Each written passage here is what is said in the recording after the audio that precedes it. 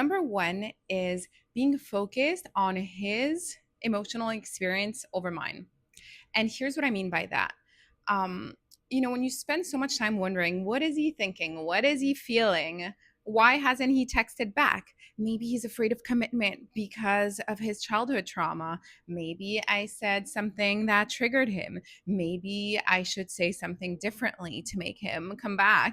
All this time and all this energy going outward toward how he may be experiencing our interactions and our dynamic was actually robbing me of spending that energy on my own experience of the relationship. So, for example, what am I feeling? What's in my heart? What's on my mind? Is there a need that I want to express? Is there a desire that I want fulfilled? Is there something making me uncomfortable, a boundary that's coming up, something that feels a little off for me? When you're spending all that energy wondering what's going on in his head, psychoanalyzing him, doing all this emotional labor on his behalf before he's even spoken a word to you, you're self abandoning without even realizing it. And you're also preventing the flow of true connection because true connection requires that you're connected to yourself, that you understand what's going on with your inner world so that you can then open up to someone else and show them that inner world, share it with them, hopefully be met with genuine curiosity and understanding, and then you do the same in return. And that's what creates that wonderful feeling of connection. When you're overly focusing on his own experience, you're actually robbing him of the opportunity to do that work to stay connected to himself and to get vulnerable and to share himself with you. So you're doing that for him, robbing him of the opportunity to do it with you. And you're also robbing yourself of the idea of prioritizing yourself and what's going on with you and staying focused on that so that you can show up expressing needs or boundaries as they come up, and so that you can also open up and experience true connection. Number two is being scared to share feeling, needs, and expectations. I was raised in an environment where I was essentially trained to minimize my own feelings, avoid my own feelings, especially if they were negative, scary, uncomfortable ones. And where I was taught that my needs didn't necessarily matter or there was no point expressing them. So as a result, as an adult, I didn't know where to begin to even identify what I was feeling, how that may translate to a need. I wasn't even aware that I could have needs in relationship and expect certain things from other people, and that was okay, let alone share them with someone else without being terrified or without my voice shaking, because I was afraid that sharing something slightly negative or feedback or making a request might lead to being abandoned, that it might lead to being rejected, that I would lose love by sharing emotions.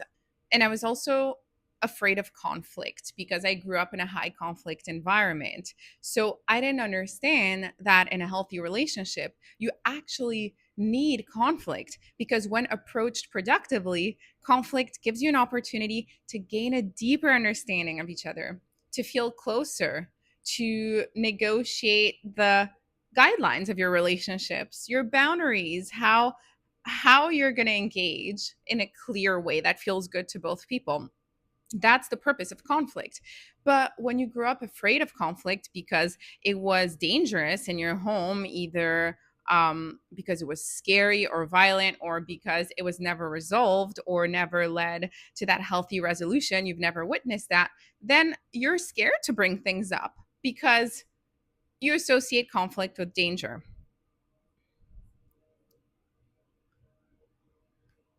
So all of this, between being afraid to express unpleasant feelings, afraid to be vulnerable, afraid to have needs and expectations, afraid of conflict, all of this created a set of unconscious beliefs about relationships, about other people, about the kind of love I deserved, or the kind of interactions that were safe to have. And it basically made me a magnet for emotionally unavailable men who, guess what? They shut down when I cried. They rejected me when I was vulnerable. They didn't welcome all parts of me, including, the parts that were maybe uncomfortable, or the parts that were experiencing unpleasant emotions. They didn't know what to do with it, and they didn't welcome it because they weren't equipped for it, for their own reasons and their own sort of version of the fears I was experiencing. My needs did in fact feel like pressure to them. And the danger with doing this on repeat is that you can reinforce those beliefs. Oh, see, when I share vulnerably, I lose love. See, I shouldn't have said that. I did scare him away. See, when I cry, he shuts down. I shouldn't cry. I should bottle it up. And the only way to break the cycle is to start doing the opposite. If it's too scary to do it, in intimate relationships, I started doing it just in everyday life as well. Just staying, and that's where it goes hand in hand with number one, staying connected to what I'm feeling moment by moment, focusing on my own experience and bringing my energy back to it. And then if there's a need or a boundary that needs to be expressed, if there's a request that needs to be made, just practicing doing it, even with friends in sort of like lower stakes settings that didn't come with all the emotionally charged fears of romantic intimacy. Number three is performing for love. And all those relationship regrets and past habits that I'm sharing kind of build on each other. So when you're not focusing on your inner world, and when you're not sharing it outward or expressing it because you're scared, what are you doing instead?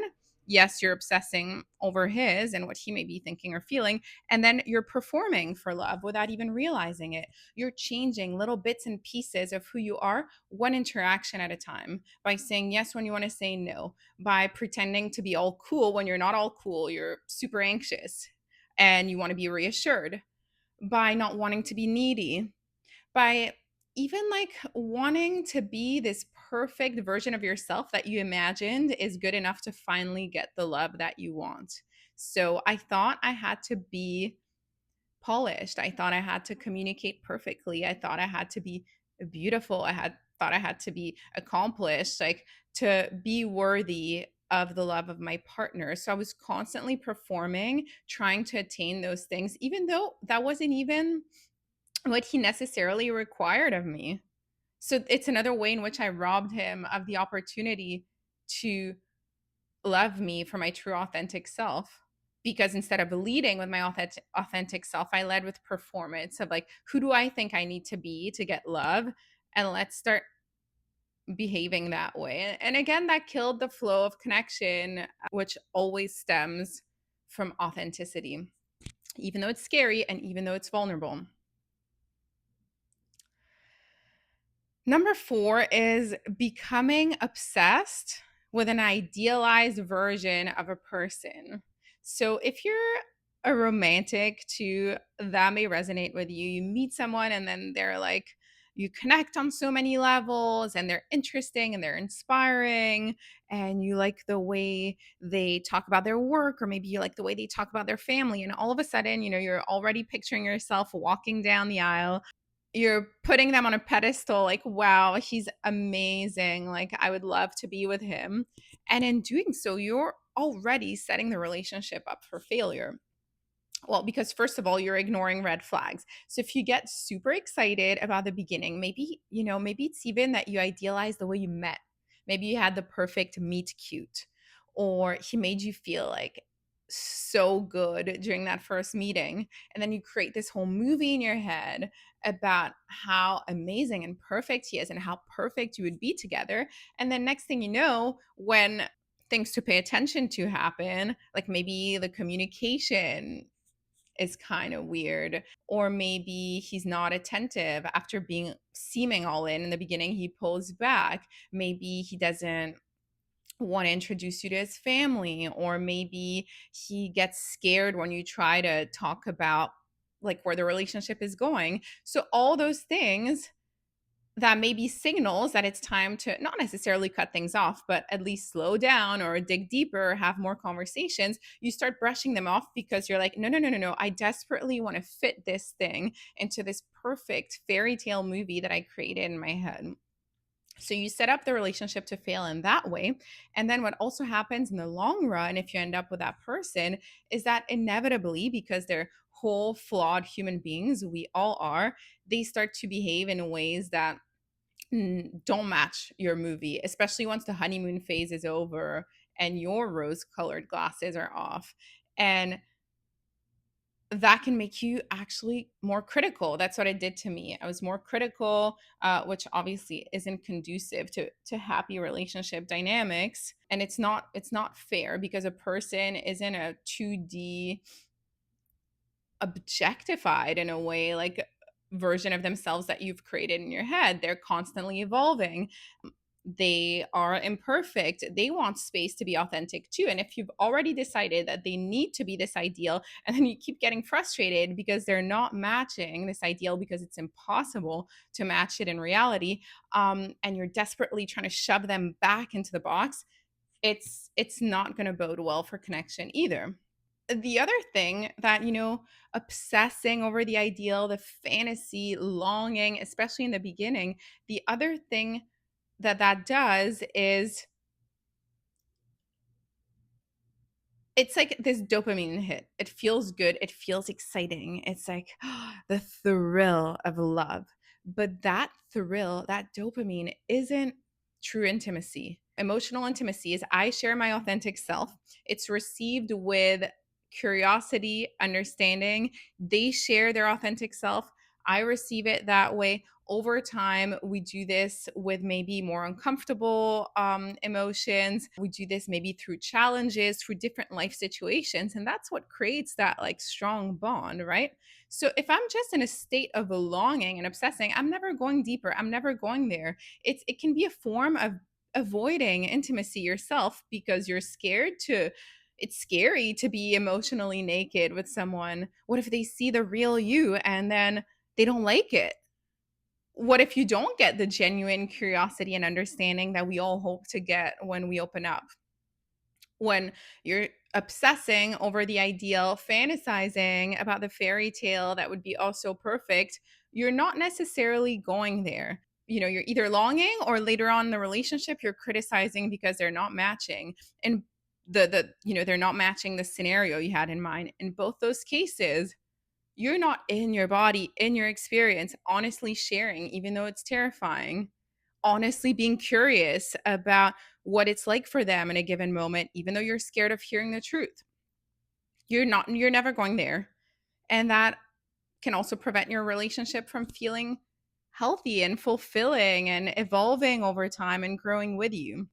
If you've watched this far, thank you so much. Don't forget to subscribe and see you in the next one.